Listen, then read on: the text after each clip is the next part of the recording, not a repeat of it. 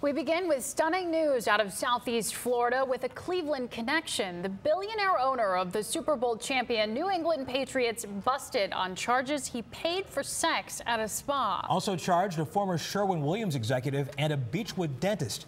The investigator Tom Meyer says those charges are part of a larger crackdown on human trafficking and prostitution. Tom, good evening. Hey, Russ. Hey, Sarah. This is Robert Kraft. 2 years ago, before the Patriots played the Browns.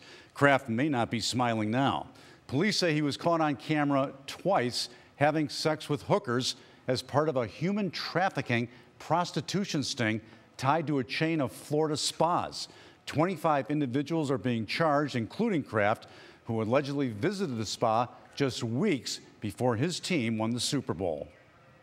Police say this is the Florida spa where they caught Kraft in the act. The same place where they also found 3 women who were forced to live there and work in deplorable conditions. Kraft denies any wrongdoing, but he could face up to a year in jail if convicted of misdemeanor charges. He could also face possible discipline from the NFL. Kraft may be the big name in the bust, but a couple Clevelanders were among the couple dozen individuals who face similar sex charges. Peter Sedlak had worked as a mid-level and senior manager at Sherwin-Williams here in Cleveland. He retired in 2013 after 18 years at the company. We tried to reach out to Sedlak at his home in Solon, but he could not be reached for comment. Sedlak, a former board member for United Cerebral Palsy of Greater Cleveland, is active with an organization that supports individuals with Down syndrome.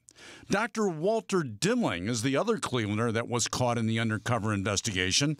Dimling used to have a dental practice in Beachwood before he retired. I called him at his place in Florida. When asked how he was pleading, he told me, "I've got to talk to an attorney." And then he hung up. Now, all 3 men are elderly, with Kraft being the oldest at age 77. Police say they won't arrest Kraft, but they'll allow him to make arrangements to turn himself in. His wife died in 2011. A year later, he began dating an actress half his age. There's going to be much more on this, Russ, and especially interested in what is going to come out involving the human trafficking angle. Yeah, that's interesting. And you and I talked about this. There are reports out there that there is a, quote, even bigger name than Bob Kraft. That's hard to imagine. It is. Yeah, well, we'll see what happens. Stay tuned. All right, okay. Tom Meyer, thank you. Sure.